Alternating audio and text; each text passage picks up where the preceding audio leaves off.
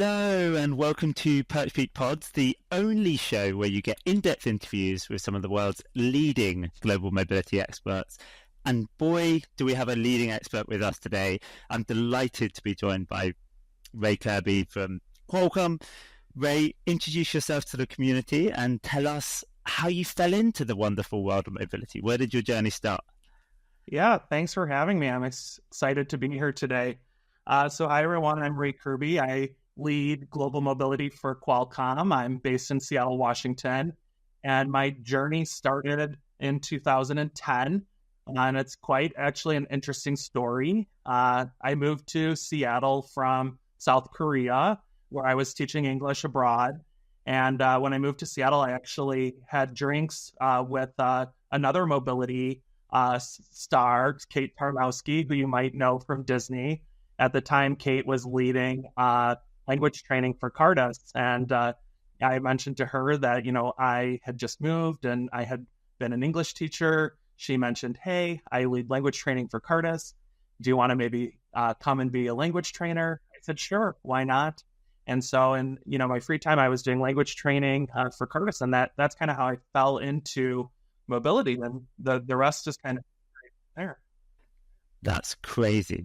So tell us more, what took you to South Korea? What sparked the interest in language training in the first place, or language teaching in the first place?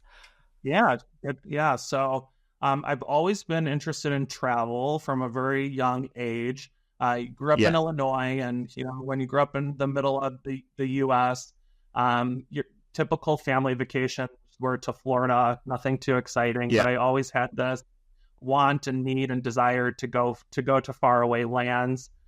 So the very first opportunity I had to go abroad on my own, I did. I took a trip at 18 years old to go to the UK. My first trip was to London. Nice. And then, And so after I graduated college, I went to graduate school. I studied political science and international politics, and I wasn't really sure what I wanted to do with that. And it was 2007. It was the height of the recession here in the U.S.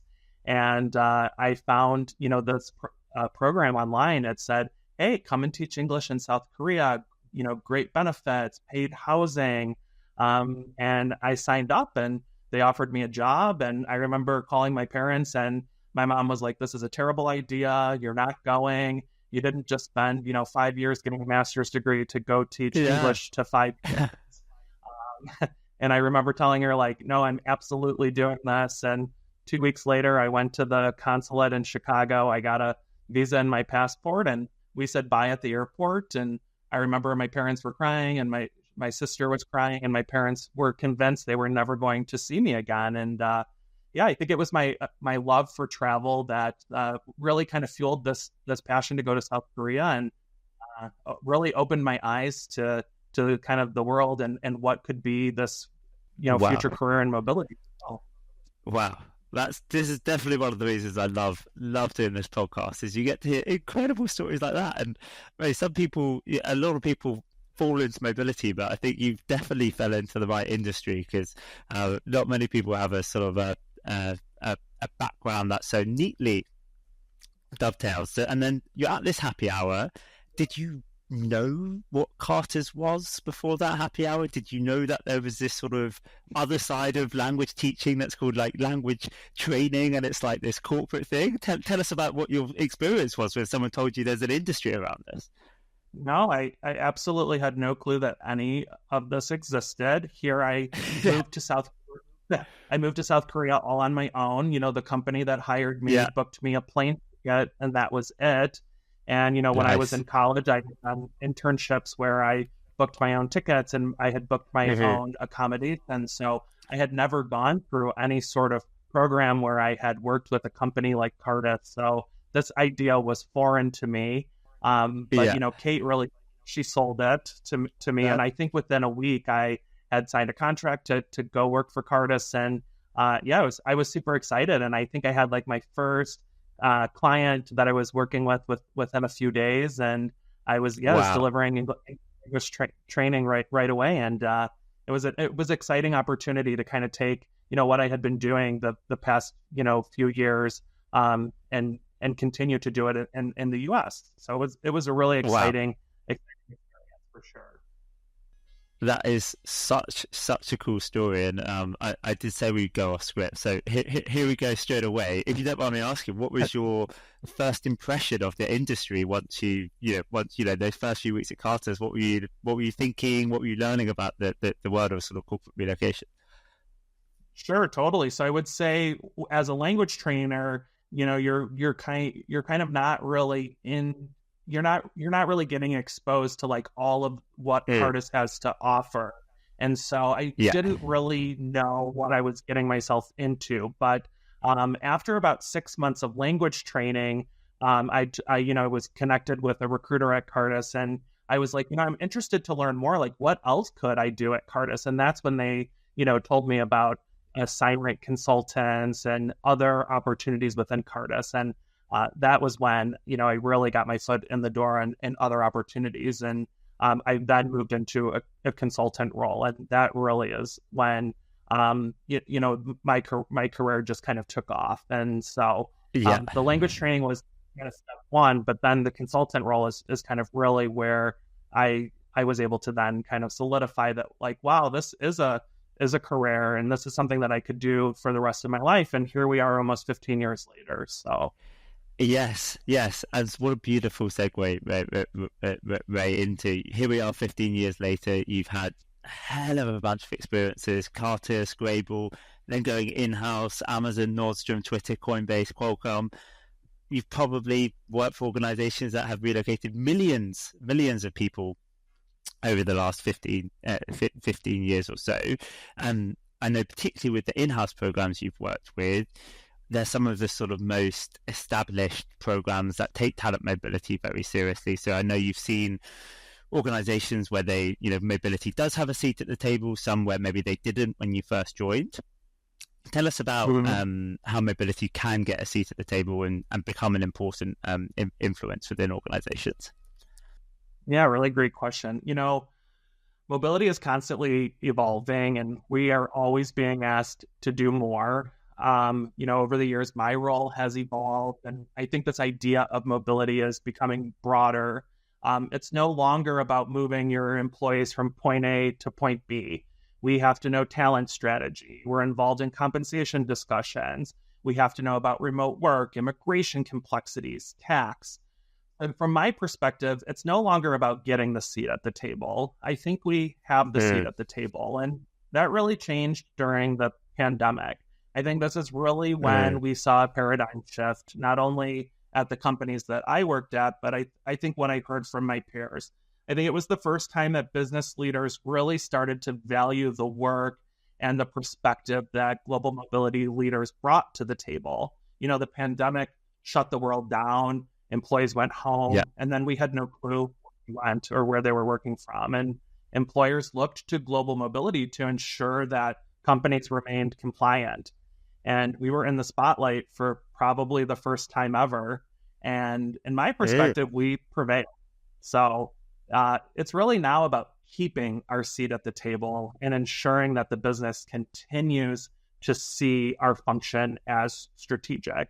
And so I think the conversation we should be having is, so how do we keep our seat at the table now that we have it? Exactly. Well, because I think with all due respect, a lot of companies, that sort of initial sort of pandemic phase, how do we support people, has dissipated to some extent. A lot of companies, they have their remote work policies in place now. That a lot of companies gone back to return to office. So I feel like for a lot of people in the community, that sort of brief spotlight has stopped shining, so to speak. So what are you doing to try and maintain that seat, maintain that influence? Yeah, I think for me, I'm trying otherwise. No, I absolutely am. Good. I am continuing to contribute to the conversation. So what does that mean? I'm keeping my finger on the pulse. I'm continuing to look at what are the trends coming down the pipeline, what's happening in DEI, what's happening with sustainability, and how am I connecting this to mobility? How am I connecting with my internal partners related to these topics, and how do I take it to the next level? Just this past week, I was on a panel at the virtual EY conference talking about technology ecosystems and the value that they can deliver to global mobility and the broader employee life cycle. There are so many ways to leverage technology to share data. And I think it's data and the use of data that is going to be how we continue to evolve our mobility programs. Predictive analytics, predicting trend, assignment success, return on investment, forecasting, being able to see challenges before they become reality. And I think really this is how we keep the seat at the table. And, these are not new topics. These are topics that we have been talking about for years. But I don't think anyone has really figured out, like, how do we do this the right way? And how do we take the data that we have coming from all of these different sources and deliver it in a way that tells a compelling story to the business? And yeah, and yeah, again, a million questions I want to ask here, but you particularly triggered me with what you mentioned about proving the ROI. You said during the pandemic, there was that big focus on, okay, a little bit of employee experience, but also compliance, can we let people who have gone home work there, etc. So it's quite a compliance-driven piece. Then you also mentioned talent strategy, DEI, sustainability, more sort of ROI-driven pieces. I feel a lot of people in the community are uncertain. Should we be a more compliance-driven function, just making sure that I's and T's are crossed, I's are dotted and T's are crossed? Or should we be more talent mobility, helping to prove the sort of ROI of relocating people and the return on investment of doing that? Where do you sit on that debate? Yeah, I think it has to be both. And I would say there's no one size fits all. And I think you have to find the balance then of both of those in order to be a successful mobility program. Yeah, and if I was to, because I feel like it's easier for people to sort of quantify the compliance piece. You can point to potential fines, you can point to, a permanent establishment risk, etc. On the ROI for sort of the positive return on investment, how do you try and paint that picture for leadership that it is worth the money to relocate people? Yeah, and I think that has been what has been difficult to do in the past. But I feel like that's the future of mobility, and I think that's when we think about how do you keep the seat at the table. It's those conversations that we need to have that's going to keep us there. I think we figured out like you mentioned. I think we've figured out some of these compliance pieces. It's the data that we've already been providing. I think it's these new topics that we've been talking about, but we haven't provided the data in the past that at least my leaders, these are the topics that they want to talk about. They want to hear about. They want to know how our competitors are diving in here. I think these are the topics that are relevant right now. And it is these relevant topics that, again, are going to keep us at the table. Yeah.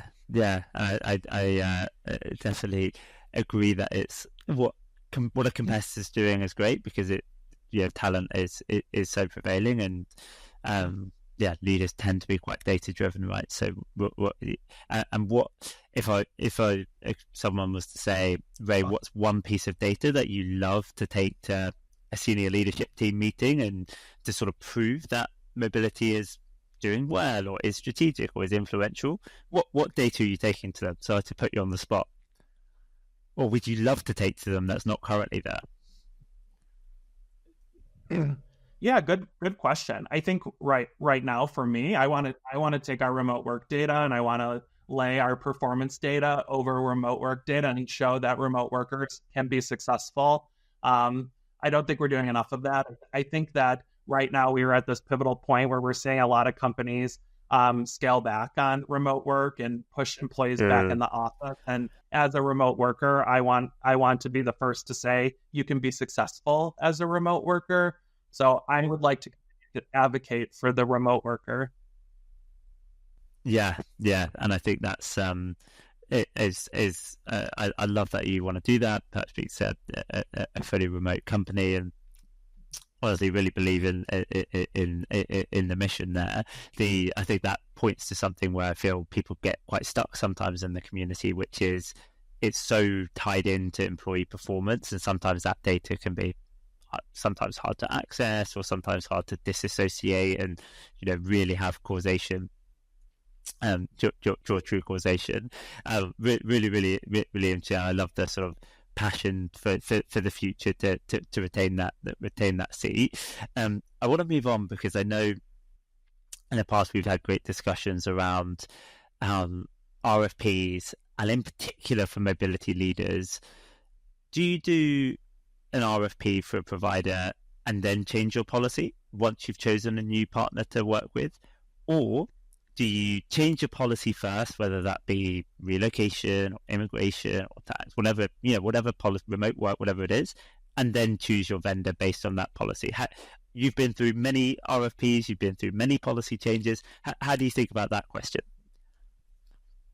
Yeah, that's a great question. And I'll say I love RFPs, and this is probably what I'm most known for in my career, coming into an organization, establishing what's been done in the past, what's worked well, what hasn't, and then completely breaking it and redesigning the policies and actually going and changing all of the vendors as well. But to answer your question, I really think it depends on the program and what the company and the employee needs.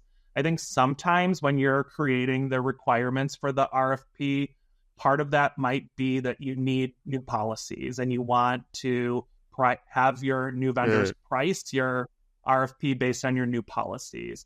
However, I would also say that sometimes you might decide that you want to have the new provider in place as a new strategic partner and then build your policies from there.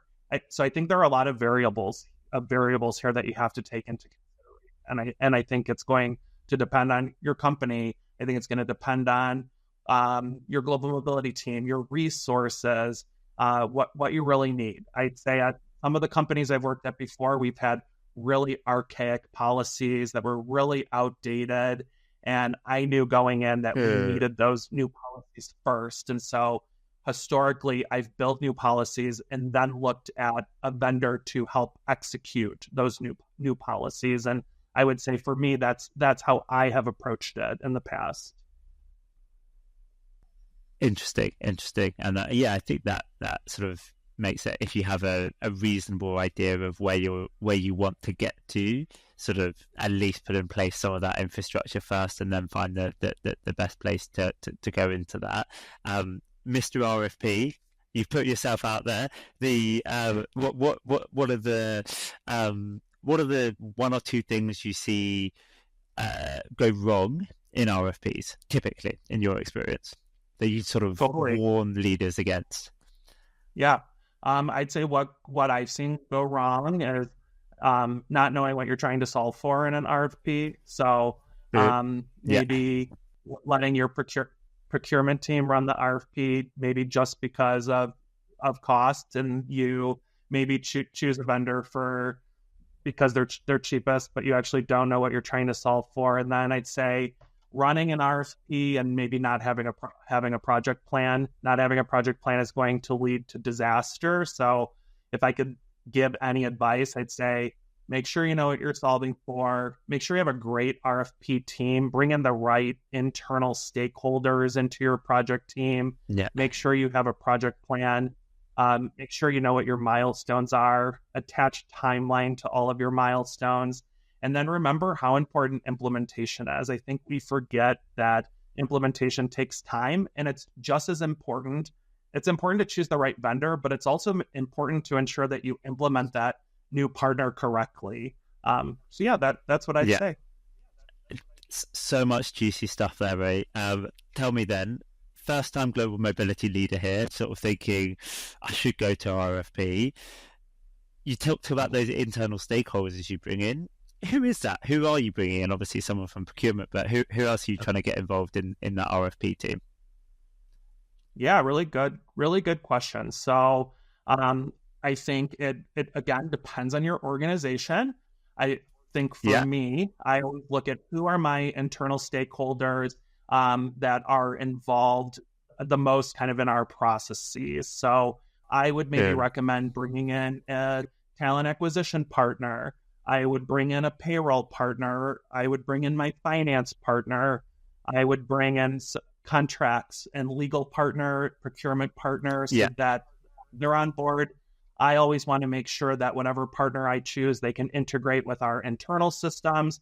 So I want to bring in a technology partner, and then probably someone from my team. So I would bring some partners from my global mobility team as well, or from, if you don't have a global mobility team, or maybe you have a separate immigration team, bringing someone from your immigration team. That's typically who I would put on my RFP team. Yeah, great answer. Sort of simple solution. The people that are most involved, which makes complete sense. Actually, sort of stepping back even one more, we see this a lot with our RMC RFPs. People, we ask, hey, what are the problems you're trying to solve here? And so often people say, well, we don't really know, we're just not that happy with our current vendor. You're a mobility leader in that sense. How do you sort of think through those problems that you're trying to solve if actually the driver is just a little bit of dissatisfaction? I'm sure you know what I mean when I say that. How do I think through the problems ahead of the RFP? Yeah, basically, what, are you sitting there discussing with stakeholders, brainstorming, hey, what are the 2 to 3 things? I'm just sort of looking for specifics that people are sort of, how do you get to those problems that you really want to solve to make sure it's worth it? Yeah, I think one of the most important, I think it's important to have a good input to the RFP in order to have a good output. So for me, that RFP questionnaire that goes to the vendors is really critical. And so, yes, I think having input from your RFP team is probably the most critical or the most important part of the process. So yes, for me, leading up to an RFP, we are having discussions as a team on what are maybe the areas of opportunity with payroll, or maybe what are some of the complications we've had from a recruiting perspective with our current partner. So yeah, I think we are, in my past experiences, we're having those conversations leading up to an RFP, or what would we like to see with an ideal partner that we maybe don't have today. I always like to think things of pie in the sky. If there was no budget concerns, or if we had unlimited resources, what would we want to have in a future state model? Because I think it's always best to ask for everything and scale back if needed. Yes, I love that. Sort of remove constraints to try and be sort of then think about, okay, you get everything, and then you sort of figure out, okay, that's not possible because of cost or reality or whatever. And actually, I think Brian Chesky at Airbnb CEO has a great sort of what would an 11 out of 10 experience look like for this? Clearly, not normally possible, but just a thought exercise then allows you to paint a picture to then pair back, and I love that. You mentioned implementation. We see this go wrong all the time. You haven't necessarily dedicated enough resource internally for the implementation to make sure the new partner's bedded in. What are your top tips for getting implementation right once you've gone through the process of choosing the partner? Yeah, I think the most important part of implementation is getting the timeline right. I think that a lot of times we underestimate how long implementation takes, and we rush to get to go live. I would say make sure to just build in the right amount of time, and then also to make sure you're clearly communicating with everyone that's involved. I think we often with go live with a new vendor forget about the employee. So especially if you're in maybe a situation where an employee is being transitioned from one vendor to another vendor, ensure that they understand what that means for them. So I think my number one tip is to make sure that you don't forget about the employee. That at the end of the day, if they're impacted, make sure they understand what it means for them. I love that, because it's it all makes sense to you. You've been driving the RFP, but if you're the employee on assignment, you're like, hey, wait, why is this happening? You're sort of like, why are my expenses going elsewhere now, or whatever it might be. Again, I'm putting my first time global mobility leader hat on here, saying, hey, I'm looking to do an RFP. how long is implementation? I know it will depend, but you mentioned it takes longer than you think. Is that weeks, months, years? What's your ideal implementation length for, say, a mid-sized program of 500 people? Really, really good question. I think for a mid-sized program, probably 90 days is a good implementation timeline. Great answer. Obviously, it's gonna vary, but it is. We just see so many people asking sort of, how do you do it? What are the best practices, etc. Final one for me on the RFP topic. You mentioned not letting procurement drive it. You're the subject matter experts. I can hear people saying, "Oh, but procurement always runs RFPs at our company." How do I stop them? What do you have to say to those folks? Yeah, what I would say is procurement is your partner, and you need to partner with them. I think it is really important to go into that conversation to say, I understand that cost is important, but there's more to this than cost. You need to find common ground with them. And for me, at least in my experience, I've always been able to show that my subject matter expertise is valuable here. And I found that the procurement partner will sometimes take a step back and let me lead. And then they will really play their part when it comes to negotiating the terms and conditions when we get there. I like to always say you get what you pay for. So yes. I think it's important to go in saying, yes, the cost is important, but there's, again, more elements than cost. Yes. Well, and the this is a bit of a weird one, but we're on the topic now. So we've had mobility leaders say procurement find it hard to compare the costs in mobility, particularly within relocation. How do you help procurement figure out what the hell the costs are in relocation? Because they're so crazy and complicated, and everyone does it slightly differently. Yeah, you're totally right. I think this idea of bundled pricing is a weird concept unless you are doing mobility for your job. And so again, I think that's where you show your expertise as the mobility expert. So again, I would say my advice is sit down with your procurement partner and show them that this needs to be a partnership and that you want to drive it, or you at least want to be in that co-pilot seat with them. And I'll cross my fingers for you that they agree and they let you at least co-pilot with them. Exactly. I'll cross my fingers as well, because if they don't, they're just going to come back to you and ask what the hell the pricing is anyway in a couple of weeks when they're reviewing it all. So it's better to get ahead of it. I agree, 100%. I love, as not many people would say, focus of implementation is the employee experience for transitioning employee. I love that that's such a big focus for you. When you're going through that policy redesign, you're obviously thinking of budget as one constraint. How do you try and think about sort of maximizing the return on spend with regards to the quality of employee experience for the relocator? Yeah, that's such an important topic. I think that oftentimes we forget about the employee. I think that you have to find the balance between cost and what's important for the business, and then how do you meet the employee where they are in their journey? And sometimes that's tough. And I think that I'll tell you, for me, I try to find other ways to elevate the employee experience outside of just the policy elements that we offer the employee. Okay, tell us more about that. So we're out of policy, that people thinking, okay, I understand policy, that makes sense. How else are you trying to improve their experience? Yeah, sure. So for me, I like to be the face of the mobility program. I like for my team to be the face of our mobility program. I like us to be front and center. I like to create races and make it clear with our partners and vendors what my team owns versus what our partners own. I want our employees, whether they're relocating or going through the immigration journey, to know that they have an internal advocate at Qualcomm that's here to help guide them and support them. So what does that look like in practice? It means that they get consultations with my team. It means that They see us in town halls. For example, last week we held an intern town hall. It's intern season.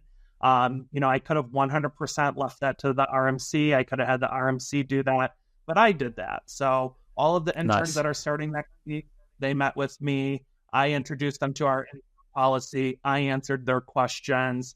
I take calls with candidates. My team takes calls with candidates.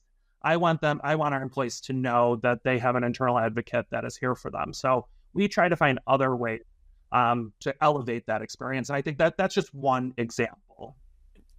Yeah, but I really love that. I love sort of not being afraid to say you're there for them no matter what the question is. I know some people are scared. They'll say, that just means I'm going to get thousands of questions, but you have partners to take some of those little questions, and people do value having that sort of internal team to say, even if they don't use them much, just as a backup. You mentioned RFPs there, to say what people own, who owns what within that process.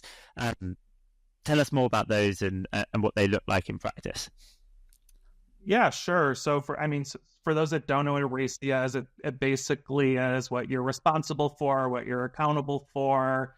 And so for me, when I think about global mobility, we own the policy and process design, and then I see our partners owning the execution of our policy and process design. And so, yes, I'm sure that there are some that are going to listen to this and say, well, how do you manage it all? And I think that's part of our job. And, I think that it's silly to think that we can only be 100% strategic. I think that at the end of the day, we have to be strategic and operational and tactical. I think that all of those elements of our job make us a great global mobility leader. And sometimes I have to roll up my sleeves and manage an escalation or talk to an employee on the phone. And I think that helps really build your global mobility team's brand. I think it helps build trust with not only the employee, but with your stakeholders. So that's what that looks like in practice. I love that. I love a couple of things there. One is just really being clear with who owns what. And I love RACEs as a framework to do that, because I'd say 95% of escalations are caused by people not being sure who's doing what, and it's sort of just stuff falling through the cracks where because there's a lack of clarity, and RACE is a great framework to do that.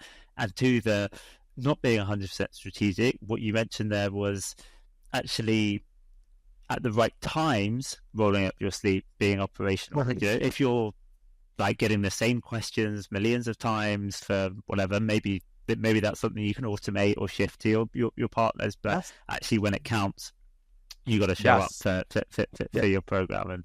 And I love that so much. It's exactly the right balance we see in successful mobility functions. Ray, we're absolutely flying through our time here, and we always like to end with a question from a previous guest, which actually is beautifully aligned with what we've just been discussing around employee experience, what we discussed around designing RFP processes and designing what problems you're trying to solve.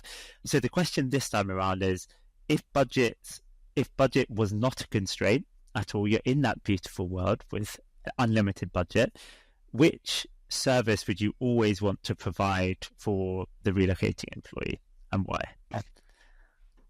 Good question. And maybe this is a cookie cutter answer, but I'm going to say cross-cultural and language training.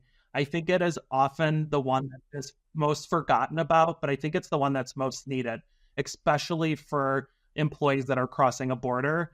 And I'm going to add that I think it's not only important for the relocating employee and their family, but I think it's important for the receiving manager as well. And I have seen multiple instances where I felt that a receiving manager would really benefit from some cross-cultural training. So that would be what I would always recommend including in the package.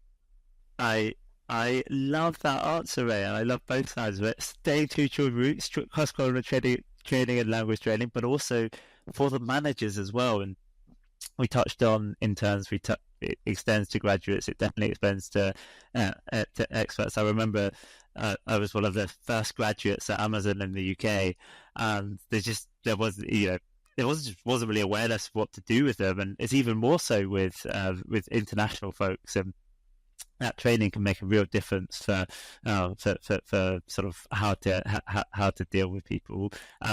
What does that look like in practice for you? Is that a couple of hours of virtual but live sessions? Is it material people work through in their own time? What's like your ideal in that world? Yeah, I think Budget's it could be no constraint. either or.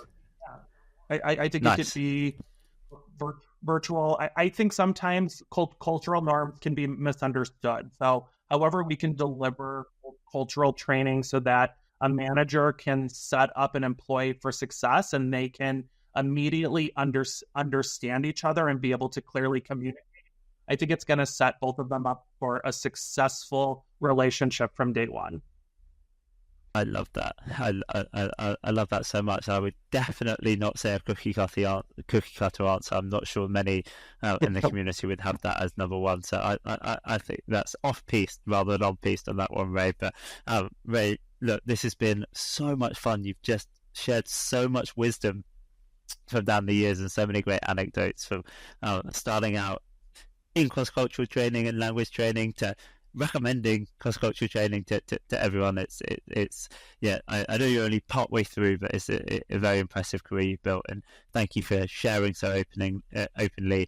So much we didn't get into today, so we'll have to have you back onto the pod in the future. But thanks very much for coming on and sharing so many thoughts with the community. Thanks for having me. I appreciate it. It's been fun. Anytime, Ray. Have a good one. Ciao. Thanks.